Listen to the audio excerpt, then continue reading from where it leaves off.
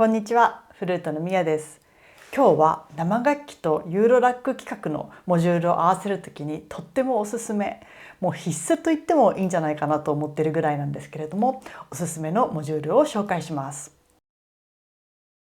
生楽器とモジュラーを合わせるときに一番最初にやることってインプットってどうするんだろうって、どうやって生楽器の音をモジュラーに取り込むんだろうっていうのがこれから始める人にとってのその一番最初のポイントだと思うんですけれども、私もものすごく苦労してですね、で、この表現、私はフルートと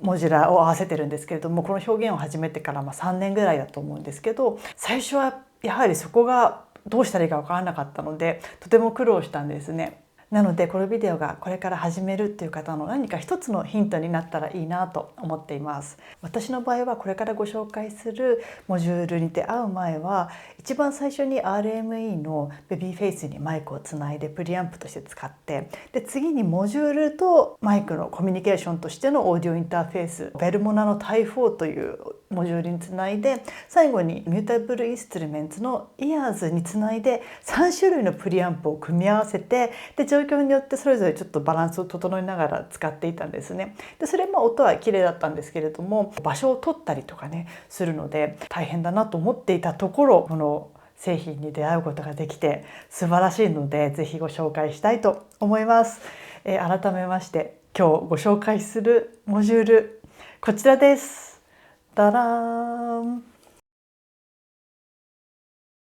ベファコのインストゥルメントインターフェースはマイクレベルを含むオーディオ信号をモジュラーレベルまで引き上げることができるユーロラック用のプリアンプです。最初にインプットがあります。こちらは XLR もしくはフォンタン子両方指すことができます。ゲイン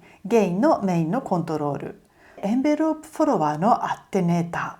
ー、トリガーゲートの抽出の式位置を決めるノブ、トリガーゲートのアウトプット、プラス 48V のファンタムパワーアクティベーター、音声信号の音量レベルを視覚的に表示するメーター。こちらのスイッチャーはフォンケーブルをつなぐ場合、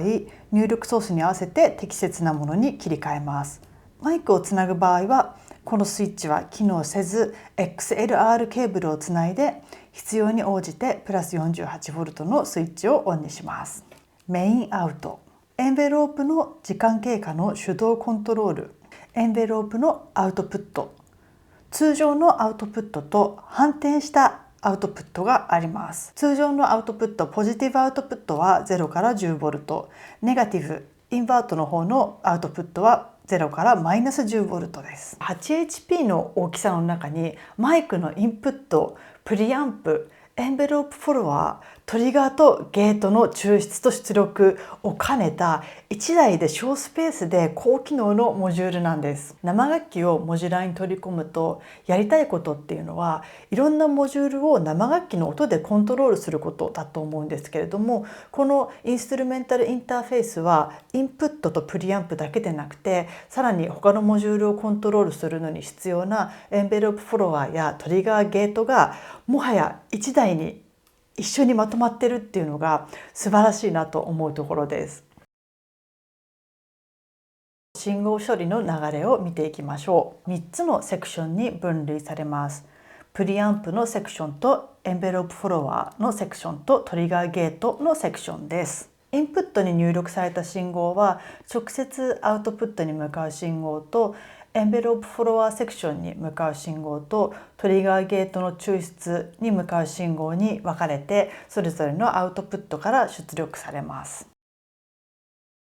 まず音を聞いてみたいと思うんですけれども、実際にフルートを吹いてみます。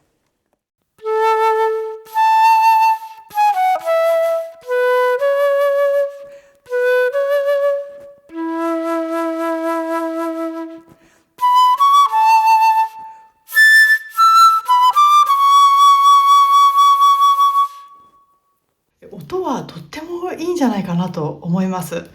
今ゲインモも少ししか上がっていなくて、で今撮影の都合上 DPA のマイクを使ってるんですけれども、先ほどどこのライブハウスにでも置いてあるような手話の58のマイクも使ってみたんですけど、その時はもうちょっとゲイン上げる感じだったんですけど、音はやはりとても綺麗に撮れてました。では実際に一個一個のコントロールを見ていきたいと思います。まずエンベロープフォロワーのノブなんですけれども、エンベロープの量を調整することができます。例えば少ない方から順に回していくと、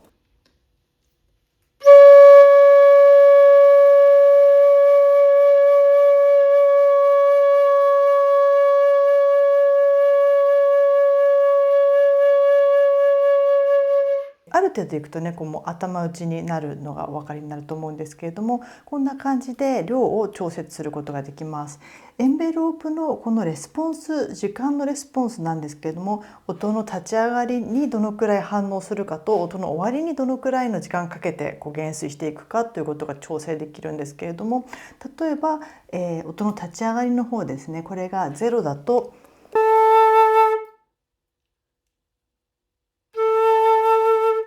もういきなり始まる。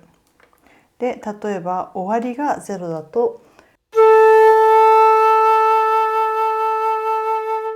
自分の好みのエンベロープの形、エンベロープの立ち上がりと終わり方の時間設定をこちらのフェーダーでするということですね。実際にこれで他のモジュールをコントロールしてみたいと思うんですけれども、ミメオフォンのこのゾーンのコントロールが、こちらのウィンドウが CV によって色が変わるので、インストゥルメンタルインターフェースで取り込んだエンベロープで変化していることをお伝えできると思うんですけれども、ゾーンの反応する電圧が0から 5V なので、それに合うようにインストゥルメンタルインターフェースのエンベロープレベルを調整していきます。これだと大きすぎるのでちょっと下げてみます。ちょっと小さすぎるかな。今いい値に設定できたと思うので、ちょっとやってみましょう。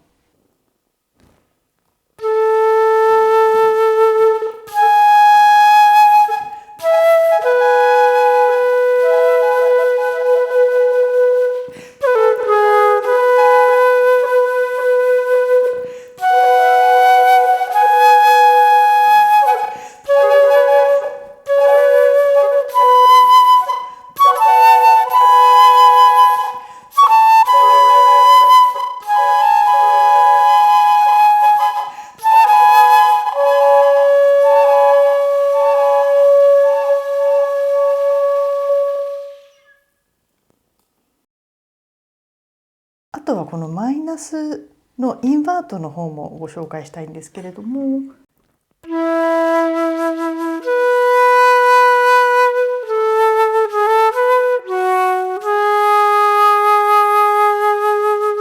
このように反転した CV を取り出すこともできます。これはどういうふうに使ったら面白いかなっていうのは、こちらのミュータブルインストゥルメンツのクラウズのクローンである U バーストのピッチコントロールに使ってみようと思います。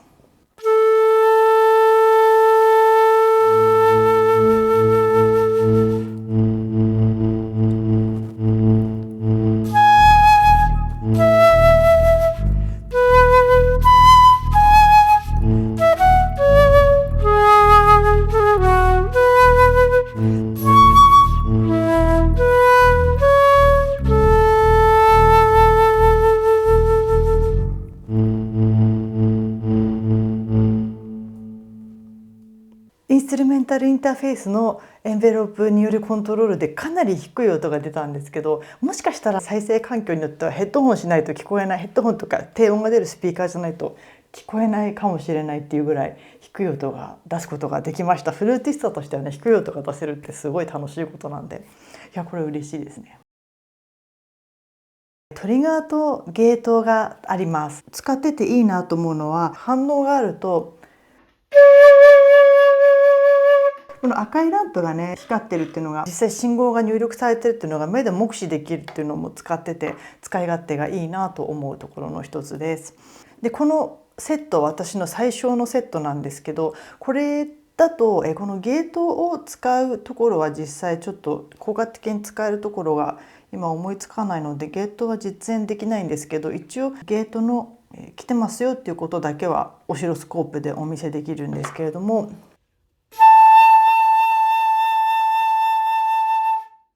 このように、吹いた長さに応じてゲートを作ることができます。こちらのゲートやトリガーを抽出するノブなんですけれども、この敷地を超えたらゲートを抽出してください、この敷地を超えたらトリガーを抽出してくださいということを決めることができるノブになります。トリガーの方は結構使えるんですけれども、こちらのスコープでは緑の信号になりますね。こんな感じでトリガーを抽出することができます。このトリガーの実例をお見せしたいんですけれども、 2HP のフリーズというモジュールですね。こちらのトリガーをインストゥルメンタルインターフェースのトリガーとつなぎます。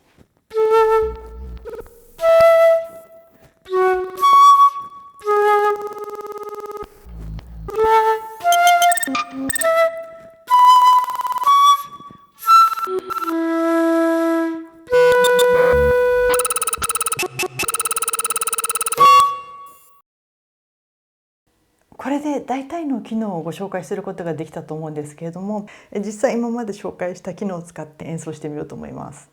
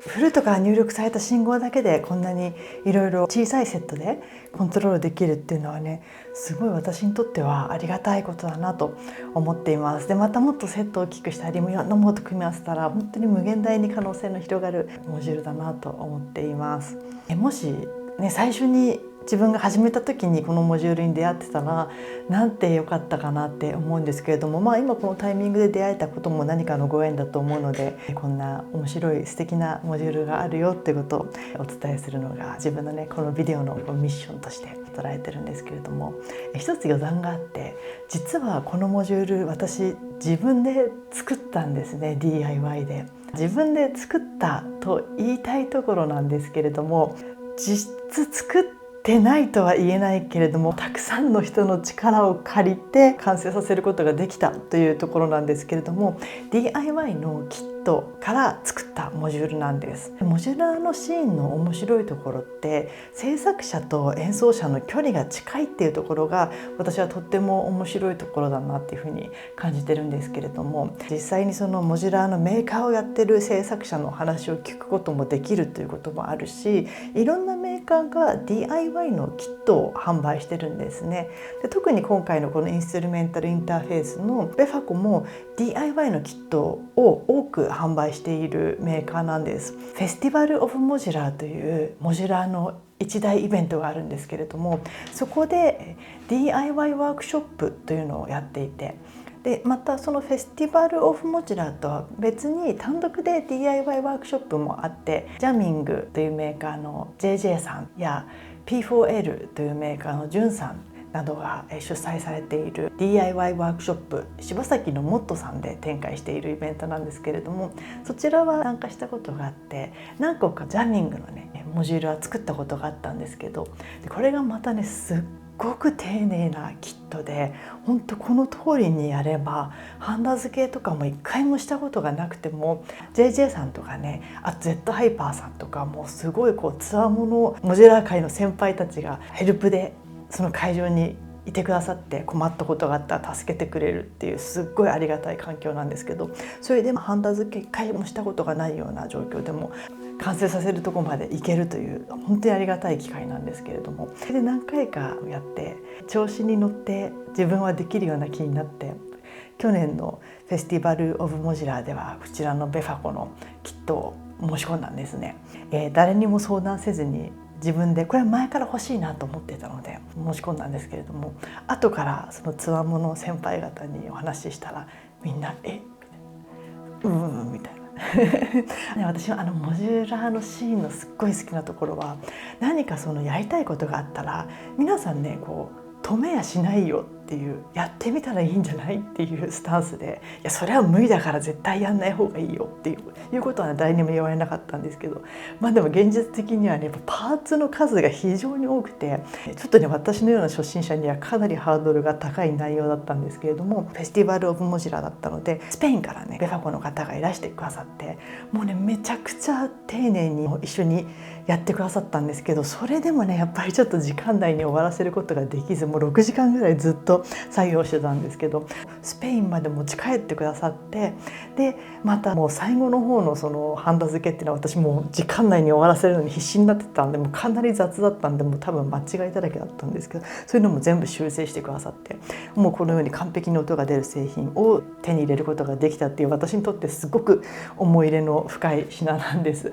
でこれがモジュラーとフルートの一番最初の接点であるインターフェースっていうのが自分で作ったっていうのがねやっぱりすごく嬉しくて、楽器が鳴るシステムっていうのが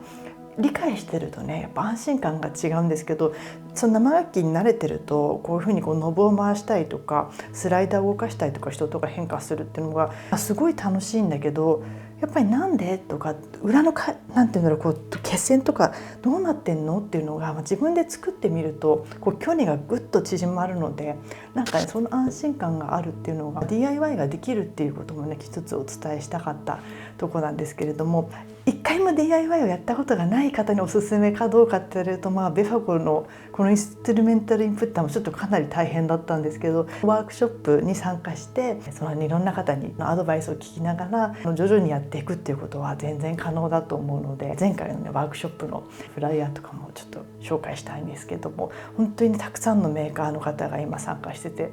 超楽しいワークショップなので、こちらも説明文にそれぞれのメーカーのリンク載せますので、そこの SNS とかチェックしてるとまた次のワークショップの内容が出ると思いますので、興味のある方はそちらも合わせてチャレンジしてみてはいかがでしょうか。